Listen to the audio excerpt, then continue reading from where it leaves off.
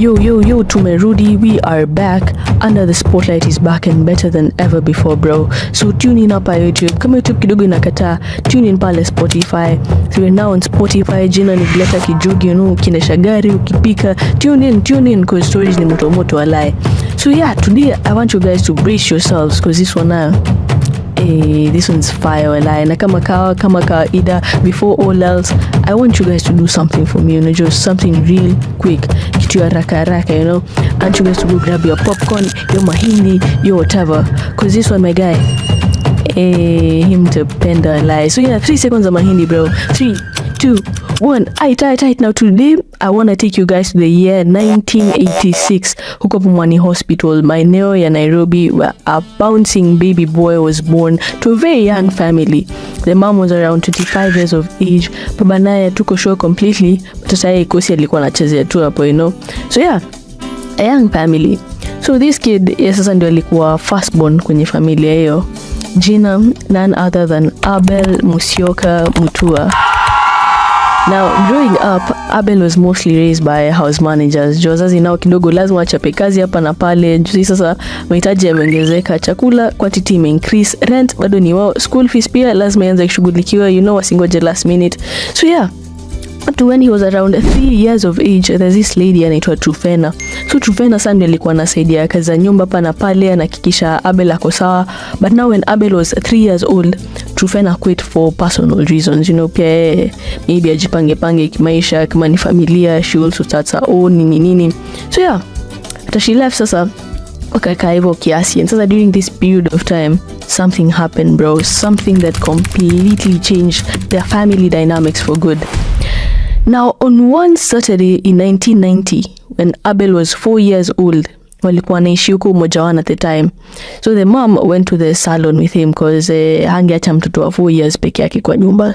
So yeah, akaenda akatengenezwa nywele, but on this particular day, katika ile harakati ya kuingizwa kwa dryer, Kenya Power akaamua kufanya ile kitu, blackout, white in, blackout, white in, get it? White in, blackout. Na imekata aight. But yeah, walikuwa wanacheza na stima sana hiyo siku, and as a result kina Abel wakachelewa kurudi home. So alifika at around 7-8 hapo and found the dad ametulia tu, anakaa kidogo yuko sawa, but na haidhuru, unajua, akamsalimia. The mom had already prepared some food for them, so akachemsha tu, akaserve, akakula. And then sasa after kula, bro, the home ikageuka battlefield, my guy. Dad akashambulia the mom, punches kiasi hapa na pale, kicks, and equity some small fight. And to make matters worse, bro, at this point in time the mom was actually pregnant with Abel's younger bro. Yani and if you point, you're beating up a pregnant lady, at a spouse for that matter, bro. It tells you there's something wrong up, and someone should have left a long time ago. Because me, if you'd ask me, those are some of the relationships where if you both decide to stay, you'll just end up breaking each other instead of actually making each other. Mnasabotajiana tu hapa na pale, unajua, instead of building each other, muko tu. But I'm not an expert, so I'd actually love to hear you guys' thoughts on the same. So is an abusive relationship mendable, and should couples stay together regardless of what happens between them? Or there some things that are just unmendable, for lack of better words? Yeah. So yeah, comment down below. We have an actual conversation on the same. But anyways, I digress. Such a ridiculous story, bro. So yeah, the chaos in that house at day, man, yani Abel alishindwa kulala. So eventually kukatulia kiasi, and Abel just woke up, akaenda kwa room yao. He looked at them, of course bado amechanganikiwa, and in the end tu akalala tu hapo, just hapo tu kwao. So yeah, now so the next day mama naamka, she sees him there, and tuseme tu not so long after that day the dad just left. Alienda tu, and Abel was now left with his mom. So yeah, the mom actually remarried later on, but before that alingana with the family all on her own. So after that incident, ilibidi pia atafute sasa a house manager at least asaidie tena na kazi za nyumba pana pale, kwa sasa yeye ndio tegemeo, ndio baba ndio mama. So yeah, she searched and finally found a person, and akajiri mse anaitwa Shiro.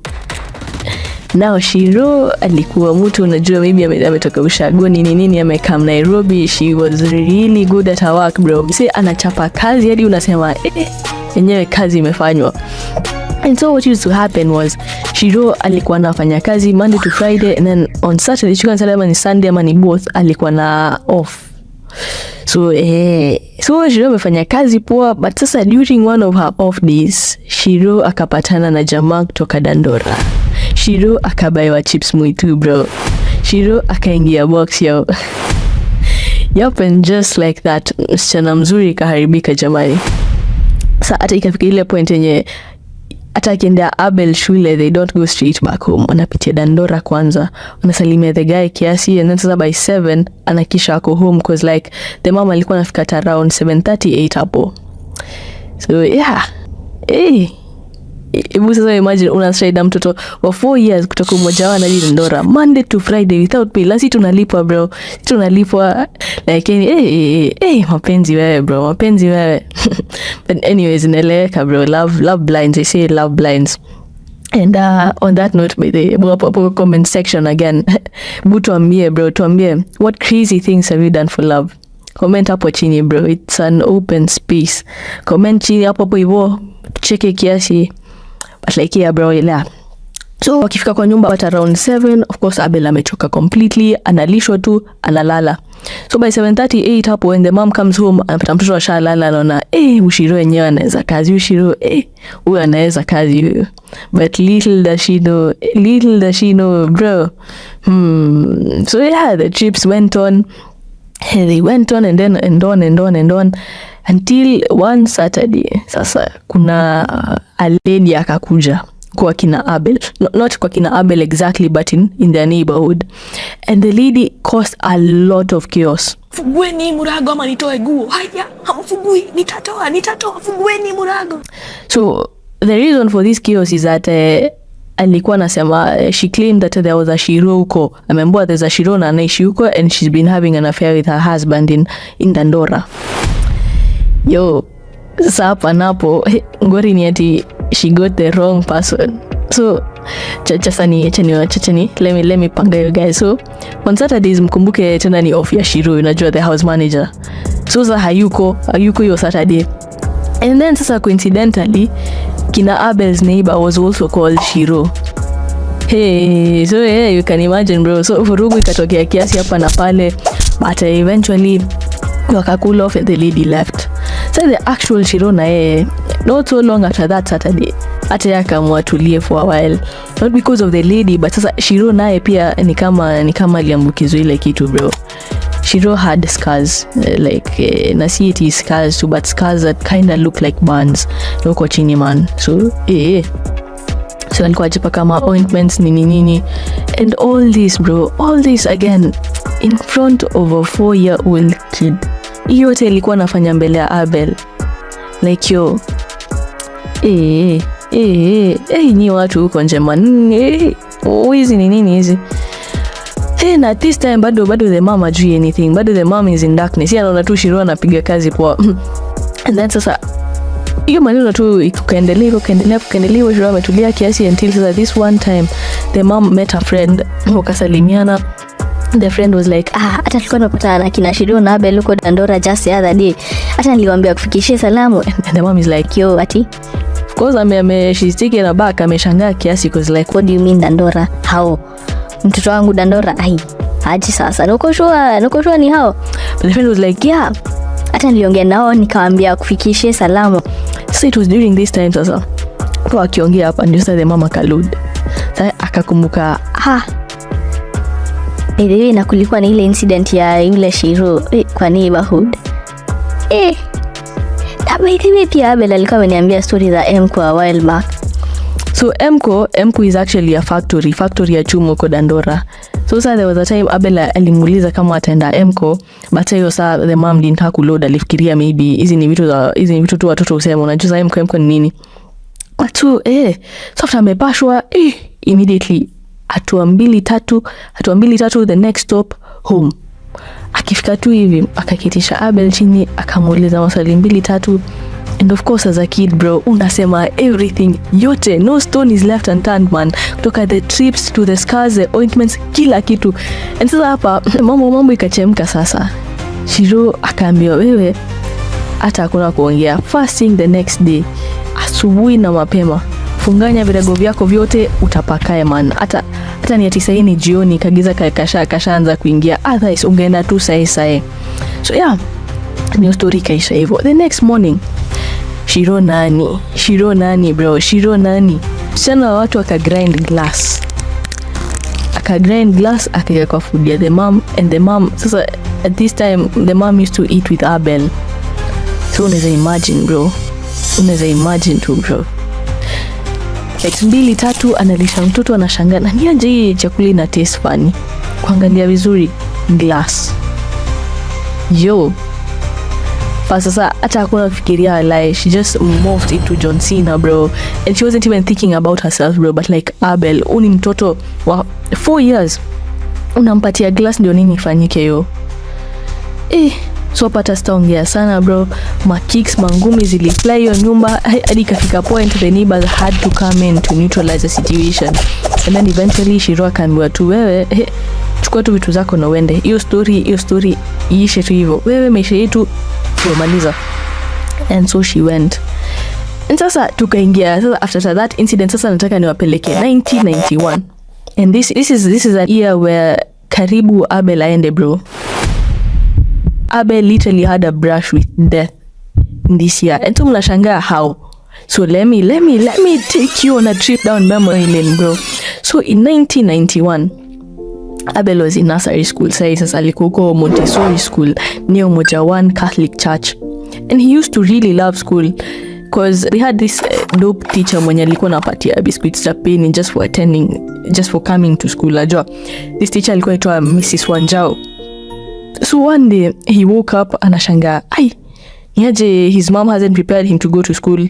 So anaendea his mom hapo amejam, na wanamuuliza, how comes you've not woken me up? Na anaambiwa, yo tulia bro, tulia, today is a public holiday, you can sleep a little bit more man, leo ni public holiday, there's no school, mashule zimefungwa for the day. So Abel kusikia hii again anashangaa how shule zinafungwa aje sasa na it's a weekday. So akaamua mimi naenda shule ila week. So mimi nataka biscuits za penny, mimi don't miss biscuits za penny. And by on that note, hebu nyi watu wait time, biscuits za penny ni gani hizo? Biscuits za penny. Boom to show up on comment section bro. So yeah, without the mom noticing akachukua bag akajitayarisha na ni hivyo. Hatua 2-3 msiashafika shule. Kufika napata haya. Kumbe Forila kuna shule. Toka wapi hiyo? So po kishangaa po akiwa confused, a teacher saw him, akamkujia, wakaongea kiasi, and then the teacher akamexplainia the same thing to the mom had told him. So akamwambia, sasa leo kuna shule, let me take you back home. Akirudi nayo wanapata 2 vehicles zile za wanajeshi zikipitana bro. Moja ndio inaingia area, the other ndio inatoka. Kidogo vita bro, tear gas, gunshots, name it. Sasa tukiwa hapa sasa, I wanna take you back. Yasi tu unajua, I wanna acha ndio muelewe ni aje tumefika hapa. So now unakumbuka nikiwaambia Abel ndio huyo anaenda shule. So Abel had never gone to school alone before, but unajua amepelekwa a couple of times, so anajua njia. Now akiwa njiani he saw a crowd of people gathered kwa ditch. So of course curiosity as a kid, hawa nini wanafanya hapo? So the kid akaenda na kuangalia pia, unajua assess the situation, na satisfy curiosity hapa na pale, na kuenda anapata there's a man in uniform there, na kainikaa bado ako mse anakanikali alishaenda. So sasa kumbe the guy in the ditch was actually a Kenyan army soldier, na alikuwa amuliwa na a certain violent crew in the area. So mapolisi nao wakikam kuchukua mtu wao ajali. All they know is that their guy was gone na ameuliwa hii area. So sheria wakaichukua mikononi mwao. Back to the story sasa. Tear gas everywhere bro, gunshots nini, but luckily kina Abel and the teacher found shelter, wakajifungia kwa kanyumba somewhere. Nayo tear gas, unajua tear gas inaingia tu unajua tear gas inakuanga bro. So tear gas imeingia tu imepenya madirisha, there's tear gas everywhere. The child is coughing, wote wanakofa hapo hivyo kwa nyumba. Machozi tu inamwagika kukohoa. The situation hapo ndani was really bad. No, kumbuke again, this is a very young child, like what, 5 years old hapo. Kwa hivyo finally vitu sasa zikaanza cool down. Sasa vitu zika cool down. Na sasa after the teacher may make sure sasa things are safe outside, akaambia Abel achamrudishe tu nyumbani sasa. So raka upesi wakafika nyumbani bro, wakapata the mom was worried, sick about him. Lakini kumuona tu hivi bro akajawa tu na furaha, cause she literally thought Eddie yako anajua fikiria nini. Yani na ni hivyo tu Abel aliponea chupu cause like so much could have gone wrong at this time, cause like imagine angeenda and the teacher asimuone, what then. But then acha tusifikiria hapo, acha tusiende hapo, cause damn bro, damn. But like sasa kutoka hapo sasa vitu zikatulia kiasi. Abel akaendelea kusoma and finally akafika 13 years old. That is in 1999. At this time they had moved to Kibera sasa, na sasa hakuwa Montessori anymore. This time at this point alikuwa shule inaitwa Ayany Estate Primary School. And so during this period of time kulikuwa na hii show kwa TV.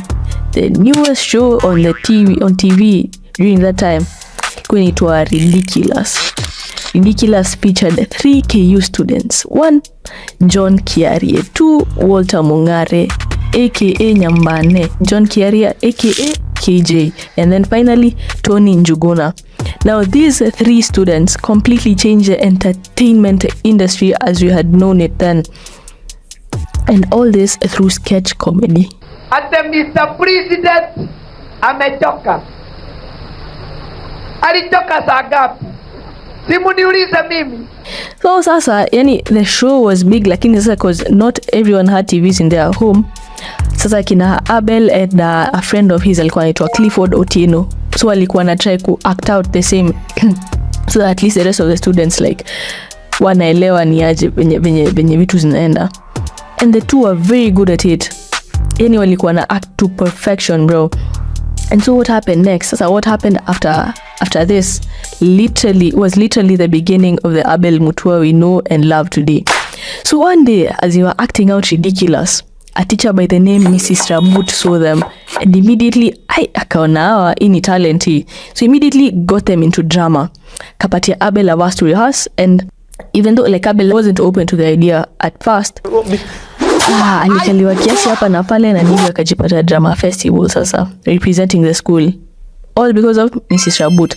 So akiwa huku wakapiga show yao nini and even in as much as they didn't proceed, hapo sasa ndio he actually embraced his talent in drama. Hapo sasa ndio aliona kumbe this thing is actually taken seriously, kumbe this is an actual thing. So but sasa at this point he was still too young na bado he hadn't really fully nurtured his talent, so akaendelea tu na maisha hapa na pale, masomo nini. And so kidogo this 13-year-old is now in form 4. Ndio anangoja kalia mtihani wake wa mwisho aingie campus sasa, that is KCSE. And so this is in 2004. So now towards the end of the year, a couple of weeks hapo towards the exam, kuna kijana hiyo shule alishikwa trying to burn down the dorms. And so this was at a time when then President Moi alikuwa amesema anyone found in such an incident apelekwe direct police station. Hakuna disturi mobuyo akangane tu na maharagwe na mahindi huko. So yeah. And najua mnashangaa ni aje vitu zilikuwa hivyo hiyo time. Like I know it's still serious to date, but like that time your seriousness ilikuwa to another level. So let me take you back again. Ndio sawa muelewe ni aje kulikuwa hivi. So in 2001 there is an incident that happened in Changuli Secondary School in Machakos. it was a similar thing, but sasa this time the student was actually successful. So alichoma dom usiku, and this was at a time where dom ilikuwa inafungwa and then mtu mmoja ndio anabaki na funguo. So when there's a fire, the panic in that place was too much. Hata kitambo wapate funguo, kitambo hata wafunge mlango, hata funguo hata sijui zilipotea, I don't know. But like that thing was so bad to the extent where 65 students out of the 130 present in the dorm were literally burnt alive into one. So yeah, an arson case at this time was an extremely serious crime. Start to the 2-4. The student mwenye alishikwa trying to burn down the school akaulizwa, wewe kijana, ulikuwa peke yako ama kuna wengine? Kijana naye amechapwa kichapo ingine hapo unforgettable, akaona hapa nisiposema mtu hapa, nikisema nilikuwa peke yangu hapa kichapo aleva wataniua watu. So kijana akamwa, let me just randomly say a name, and not just a name, akaongeza admission pia.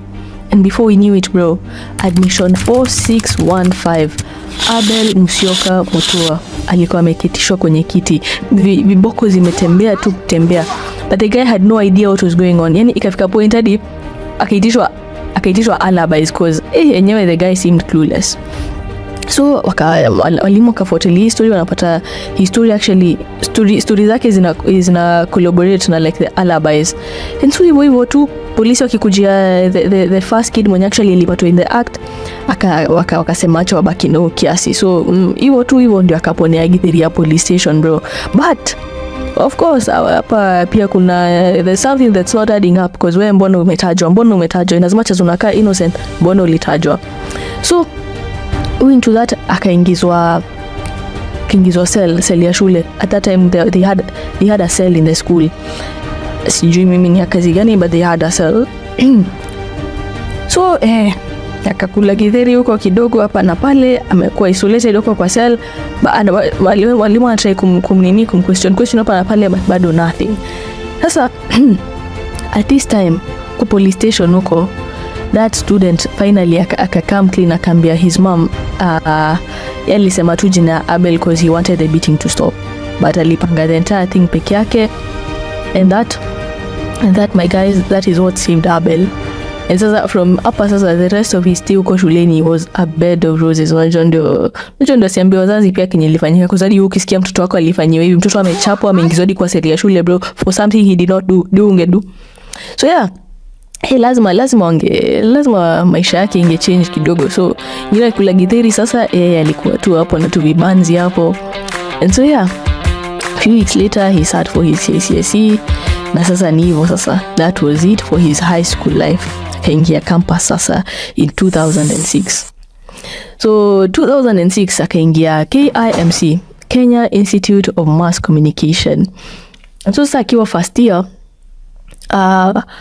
they used to have a project. So first years ilikuwa ku create photo story. So una create photo story, basically a photo story ni like piga tu picha and then you create a story around it. So if neza piga pacha neza piga paka picha, I just say this cat is, we don't know, has drunk water or something, you don't know, like you just create a story inaeleweka. So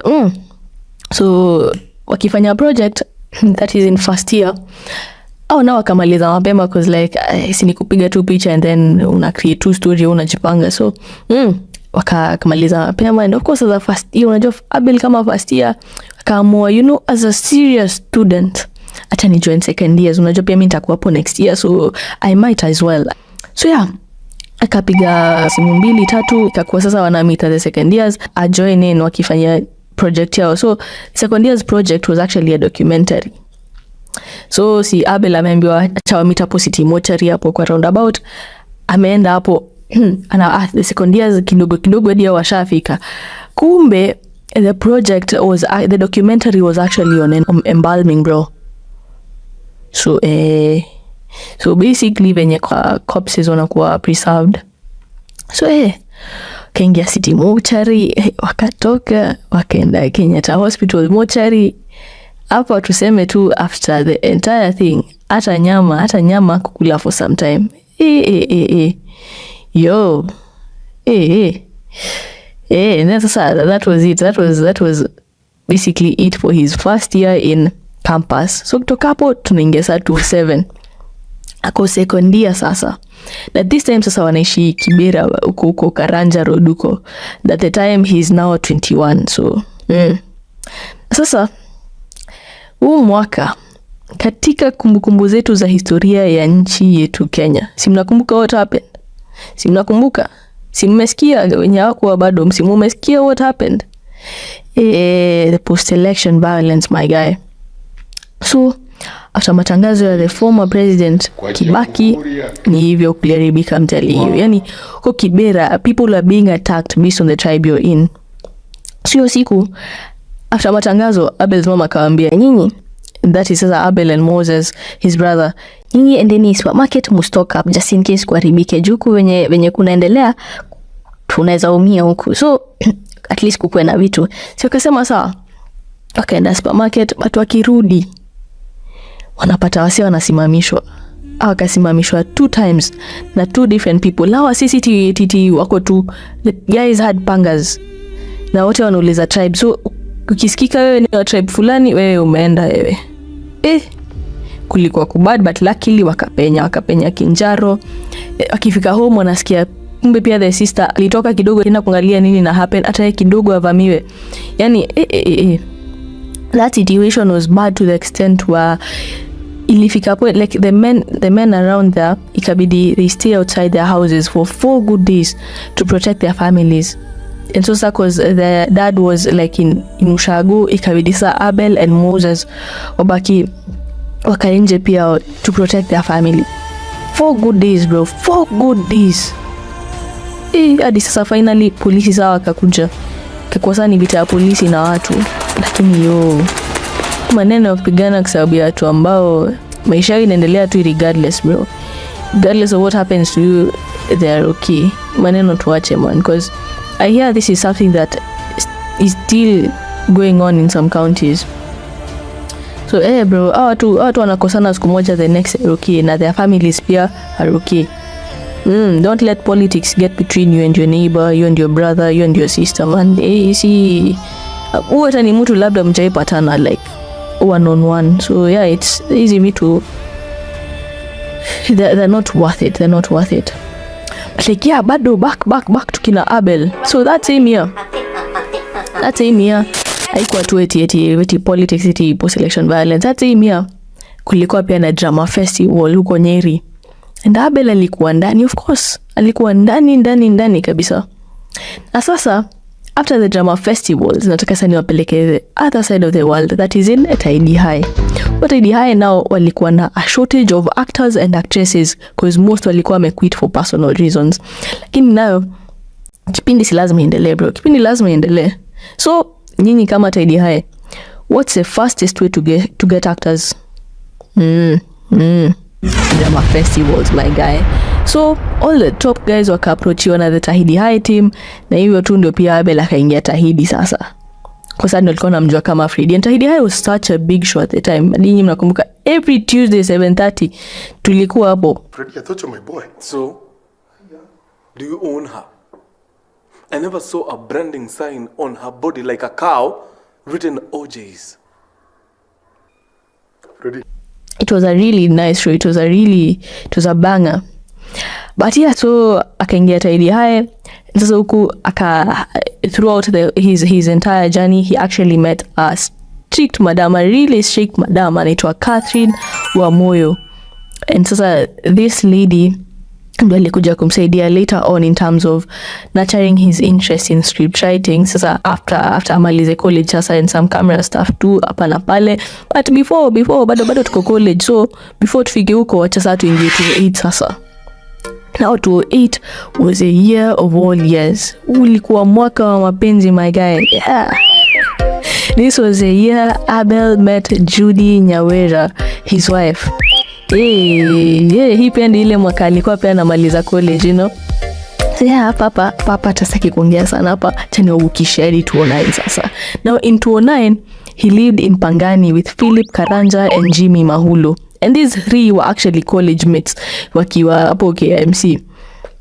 And sasa wamemaliza college sasa uko Mei wanatafuta pia job pamoja, unajua And so as you were doing this, one day Jimmy Mahulu akisoma gazeti anaona there's a show inaitwa Top Comic by Film Studios. I think this was by Churchill. And so the show ilikuwa tafuta comedians.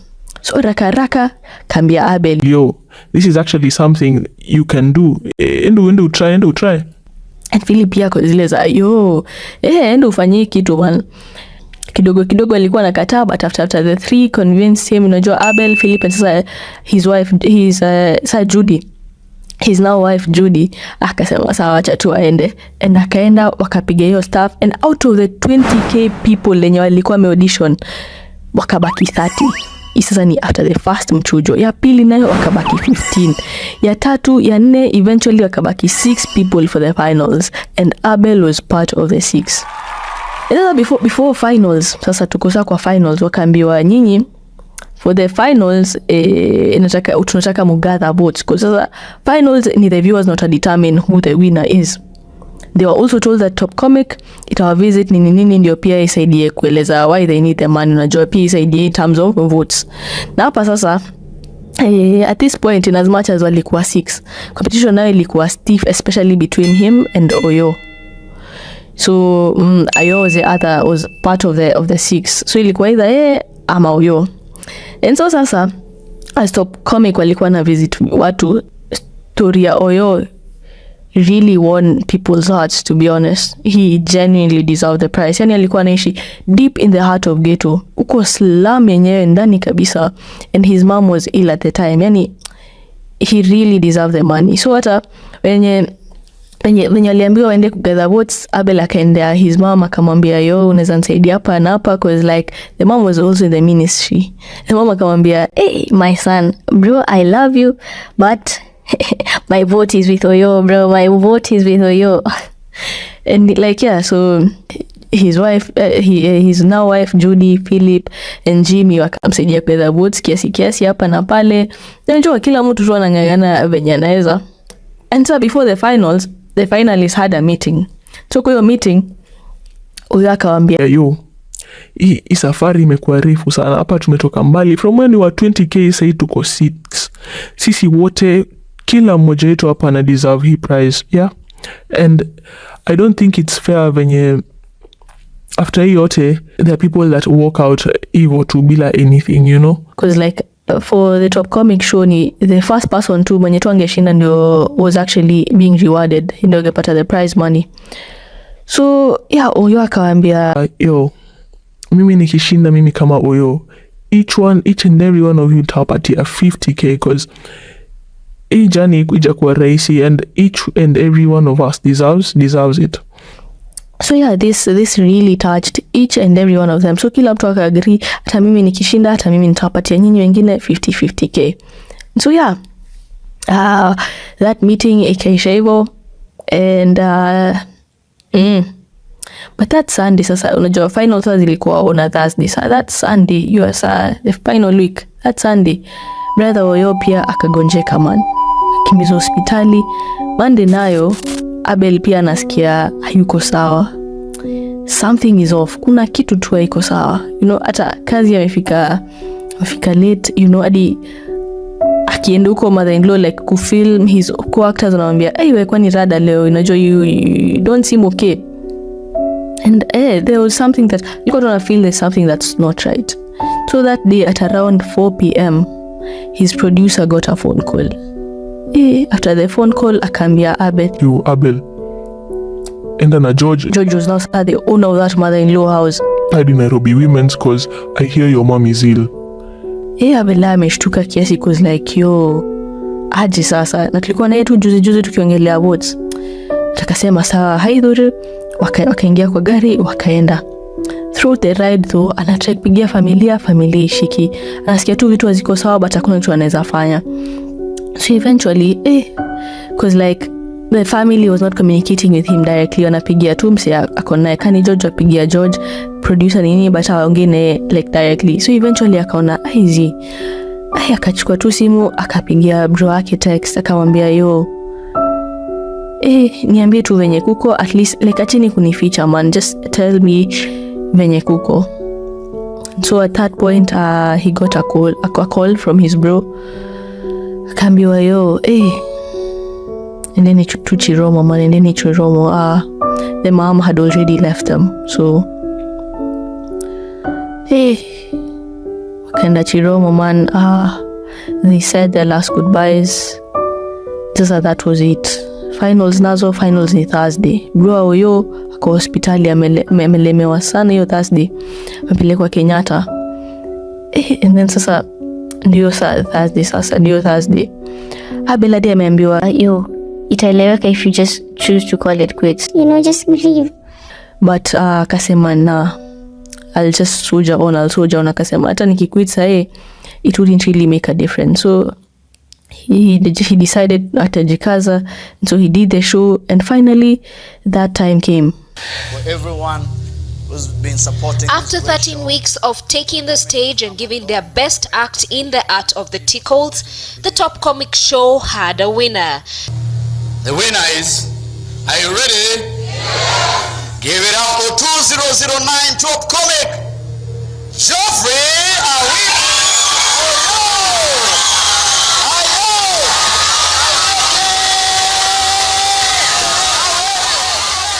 Yeah, Geoffrey Oyo won, and immediately akapigia bro wake, bro Kosi, akamwambia yo, tumeshinda bro, hang in there bro, kila kitu kitakuwa tu sawa. And just after hanging up, the bro passed on as well. Like you. But 2 weeks later, he got the money, and despite the hospital bills nini, because his mom was also ill, Oyo pia sasa ameenda, there's also bills that need to be catered for, mazishi nini. Not Oyo, but Oyo's brother. So yeah, despite all that, Oyo still kept his word. Kapatia kila mtu 50,000 Kenyan shillings clean. And at that time, unajua 50k maybe say is not worth what it was then. 50k was a lot of money, bro. So in total, that was 50k times 6 times 5, sorry, that is 250k amepeana to you. And yo, that 50k really helped them out, because like for Abel at that time, Judy was expectant, so it helped them out a lot. Pia hospital bills, kununua vitu kiasi hapa na pale. So yeah, as for yours mom man, unfortunately she passed on too, but later on. And so sasa takasa tuvuke miaka saa kiasi tufike 2012. So 2012 napata Abel has been employed for 5 years now, ako tahidi hai. But sasa ameamua it's time for me to start a new chapter in my life. So akaamua yo, adios muchachos. Kamwa to me, I think I have gained some experience. Tulivyokuwa KMC bado had made a pact with one Philip Karanja, tukasema one day we'd start our own production company. And I think sasa mimi nitoke hapa niende nika prepare tuone when start to achieve that goal. So kila mtu akamwambia yo, chill, unachaje Citizen bro, unajua cause like unajua Teddy High kina machachari, those shows were the big shows your time. Yani hizo ni shows kila 7:30 you're glued to the TV, because those are shows you don't want to miss, bro. So akaambiwa yo, this is not a good decision. But Abel akasema tu yo, it's time, na akatoka hivyo tu. And his wife really supported him during that time, and hata yeye kidogo pia akapata government campaign job, akipanga bado venye yo pact itakuwa reality. And now that takes us to 2013. So in 2013, he met a lady by the name Sandra Migu, who ran a filmmaking company.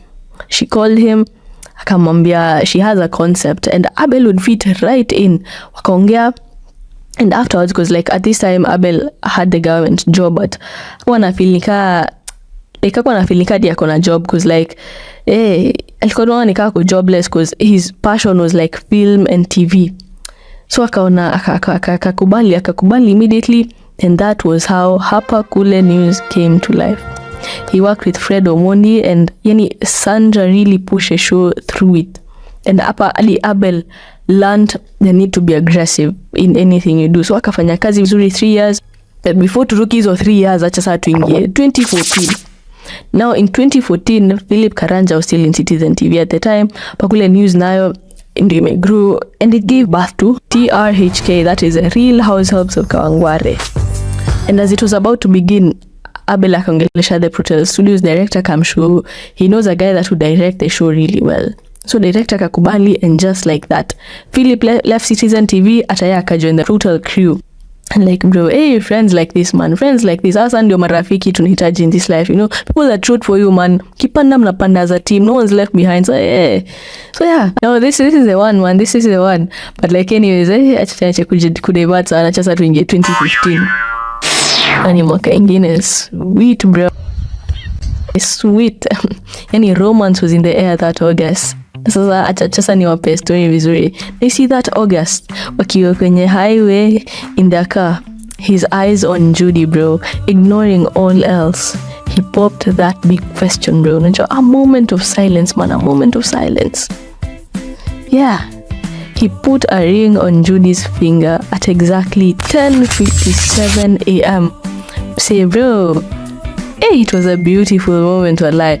So kutoka hapa akaamua wedding atifanywa the 21st of November. That was on Judy's birthday. Initially alikuwa amesema wataki ni something big, unajua chikwe tu ndogo, hata alikuwa ifanye kwa AG.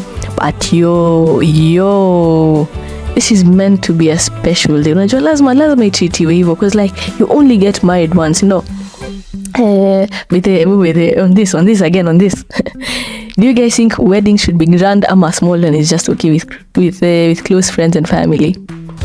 Comment hapo chini, man, comment hapo chini na inakaa moto. So yeah, back to kina Abel. So wedding ikapangwa, mfuko ikabidi imeongea kidogo, savings nazo zikachotwa cause I mean, bro, lazima wange go all out cause like it's a wedding, bro. And so wedding ikafanyika. Mr. and Mrs. Abel Mutua. Okay. Kuna kupoteza wakati hapa hizi. Kujana kupiga line zako tatu zisipokuigiza kila mtu atakuwa hapo. Okay? Haya. Staji introduce kushusha nisikia. Ni yule actor amepenya kwenye rap this year. Hey shorty, kwani wewe ni model pia? Ungekuwa mnyeri singe mind ukinikatia. Na usichochwe na mafala wanakusikizia. Wamecharara watoshi ligi ya malkia. Haijalishi wewe ni church girl ama gangster dear. Sura unayo nipe time tarekebisha tabia. Sitangoja ati Blake ndio nikuchote kwa club. Nina 16 bars chini ya mnazi juu ya madafu.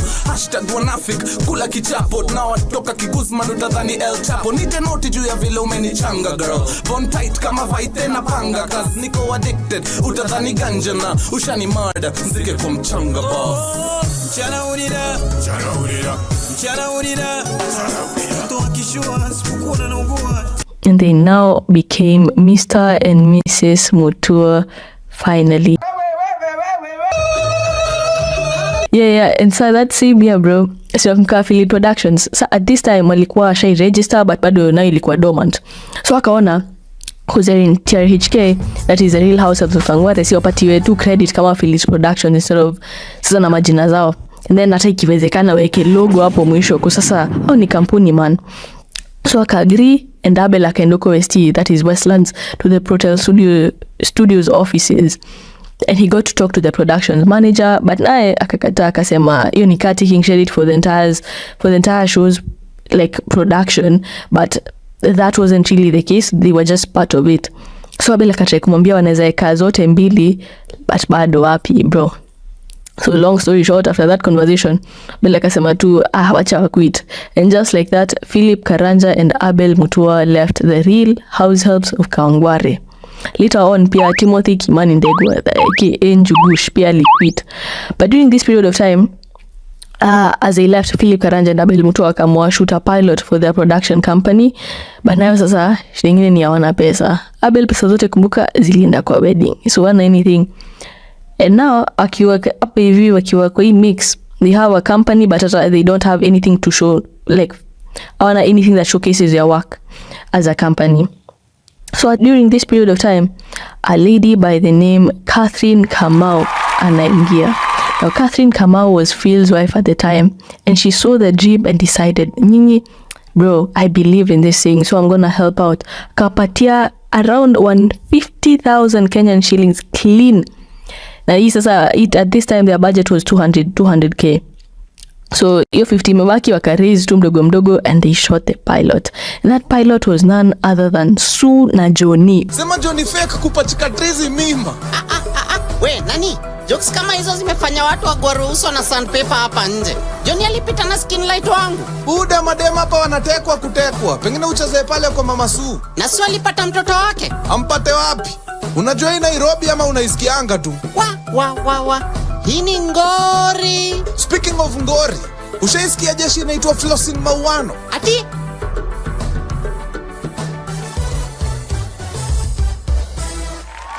Bro, another banger bro. Alright. So for those that have watched, mnajua yenyewe this one ilikuwa kali.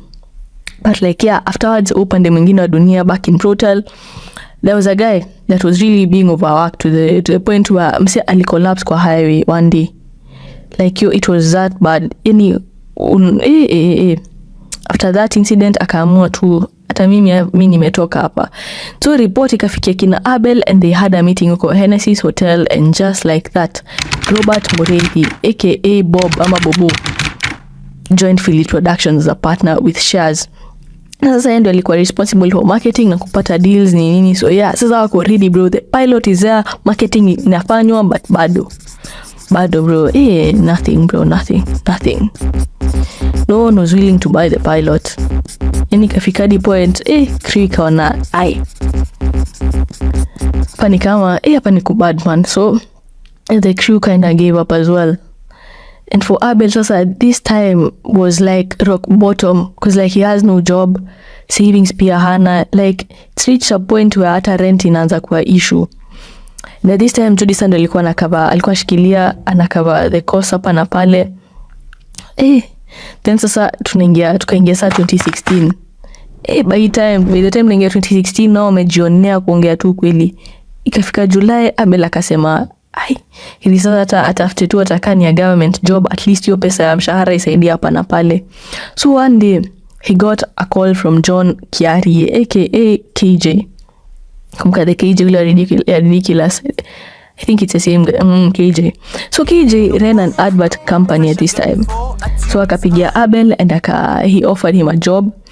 And like in as much as the salary was lower than that in Protel, Abel akakubali tu, but akasema tumpatie 1 week ajiprepare pia psychologically, akuwe ready for work sasa akiingia.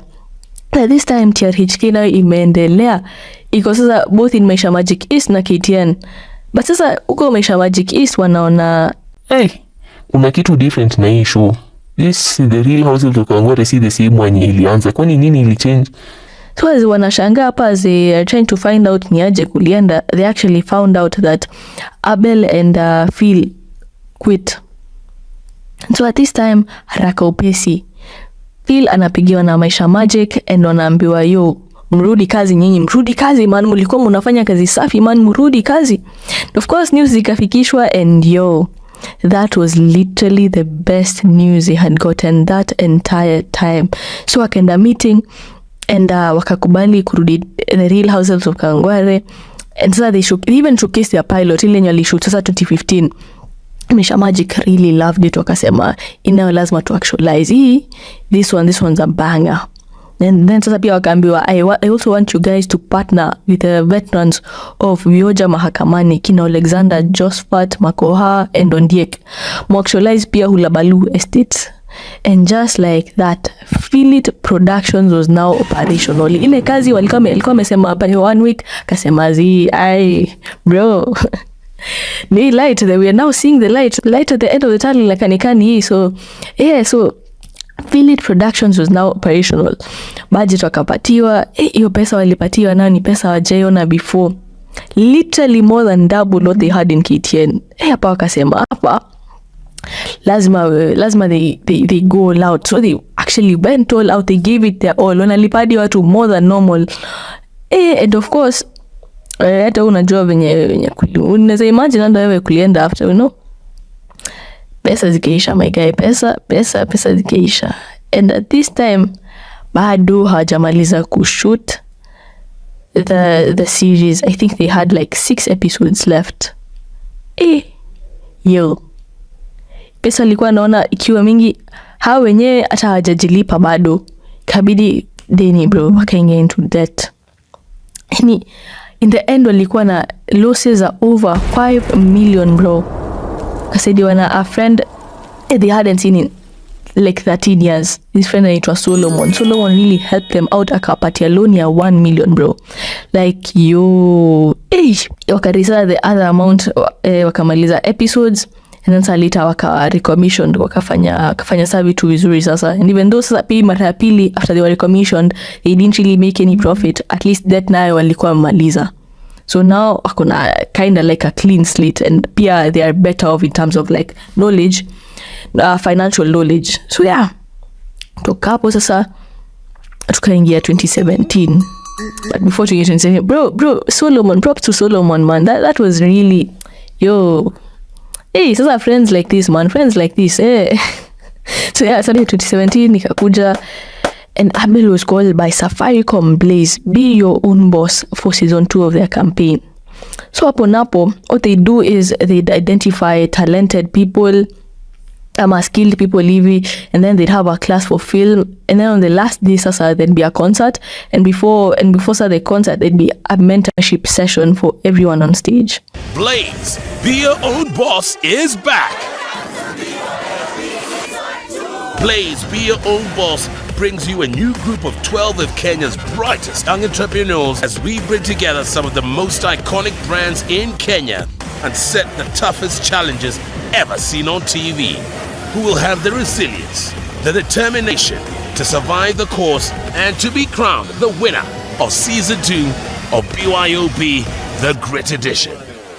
So alinombasa Machako Suko, he gave his story on stage, and one Sylvia Mulinge approached him and connected him to more shows like that. So kama Safaricom Twaweza hapa alikuwa part of the creative council and communication. And so yeah, yani Sylvia Mulinge was kind of like a matchmaker during that period of his life. So yeah, so from here sasa the guy has grown beyond what we've seen on our screens. Sasa he's on YouTube, anatuletea stories moto pale. He has Mkurugenzi minisodes, headline hitters, stories of my life pia bado iko. Though the series nikailisha, but like it's still there, like the episodes that were created bado ziko. In fact, I think most of this script is actually from stories of my life. So yeah, kwa match pia bado ako, merchandise ziko bado, unajua ikikuja films ako, film production, yani the list goes on bro. And so mimi at this point nataka kuweka kikomo, muendelee kumtazama kwenye mtandao. I'll also put a link to his channel down below. Mfike huko watch, because like stories ni moto, I won't lie.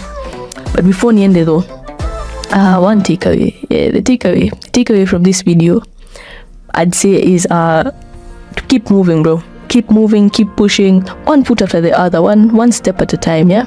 That dream might be way closer than you think. Kani masomo, film, music, put your best foot forward and strive to rise above any challenges that come your way, because like that's where the real growth happens. So to reach that point in inakaa akiwalai ni kubad, so that's a breaking point. Sasa once you ukipita tu hapo, things do get better. So with that, mimi till the next one in it.